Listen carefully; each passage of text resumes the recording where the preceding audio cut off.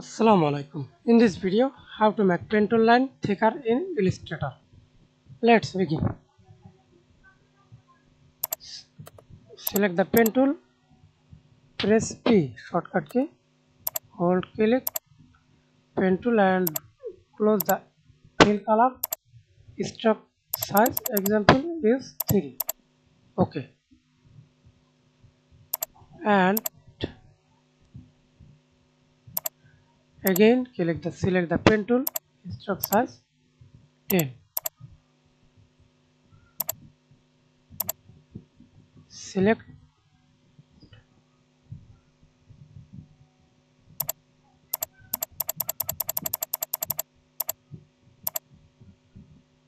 that's it.